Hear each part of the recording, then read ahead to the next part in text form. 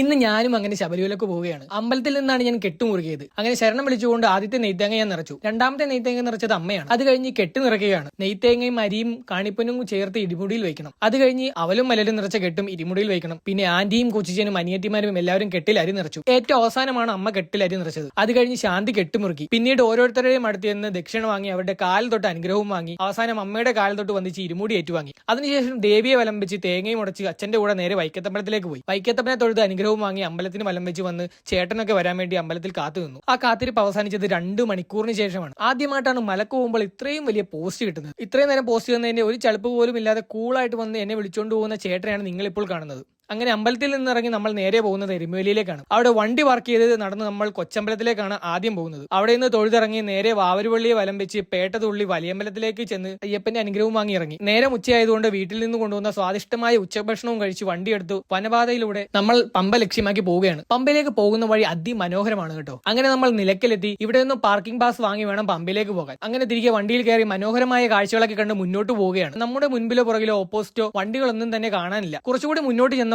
വണ്ടികളെല്ലാം അവിടെ നിർത്തിയിട്ടിരിക്കുന്നു. പുറകോട്ട് വണ്ടികളുടെ ഒരു നീണ്ട ക്യൂ തന്നെ ഉണ്ടായിരുന്നു. കുറച്ചു കഴിഞ്ഞ് പോലീസ് വണ്ടിയും ആംബുലൻസും അങ്ങോട്ടും ഇങ്ങോട്ടും പോകുന്നുണ്ടായിരുന്നു. അപ്പോഴേ മനസ്സിലായി എന്തോ അപകടം സംഭവിച്ചിരിക്കുന്നു എന്ന്. ഏകദേശം 3/4 മണിക്കൂറിന് ശേഷമാണ് വണ്ടികൾ പതിയെ നീങ്ങി തുടങ്ങിയത്. മുൻപിലെ വളവിൽ KSRTCയും അയ്യപ്പന്മാരുടെ കാറും തമ്മിൽ കൂട്ടിയിടിച്ചതാണ് കാരണം. വളവിൽ കൂടി ആയതുകൊണ്ട് വണ്ടികൾക്ക് ഒന്നും തന്നെ കടന്നുപോകാൻ സാധിക്കുന്നുണ്ടായിരുന്നില്ല. ഇതാണ് ഇടിച്ച വണ്ടി. ആരുടെയും പരിക്ക് ഗുരുതരമല്ലായിരുന്നു. പിന്നെ നമ്മൾ വണ്ടിയിൽ അങ്ങനെ പമ്പയിലോട്ട് അടുക്കുമ്പോൾ ശബരിമലയിൽ നട തുറക്കുന്ന ദിവസങ്ങളിൽ മാത്രം തുറന്നു പ്രവർത്തിക്കുന്ന ഒരു KSRTC സ്റ്റാൻഡാണിത്. ഈ കാണുന്ന ആളുകൾ മുഴുവൻ നിലയ്ക്കലേക്ക് പോകാൻ ബസ് കയറാൻ നിൽക്കുന്നവരാണ്. അങ്ങനെ വണ്ടി സേഫായി പാർക്ക് ചെയ്ത ശേഷം നമ്മൾ പമ്പയുടെ അങ്ങോട്ടേക്ക് ഇറങ്ങി. പമ്പയിൽ എത്തിയപ്പോൾ ചെറിയ രീതിയിൽ തിരക്കൊക്കെ ഉണ്ടായിരുന്നു. പിന്നെ പമ്പയിൽ കുളിച്ച് റെഡിയായി മല ചവിട്ടാൻ തുടങ്ങി.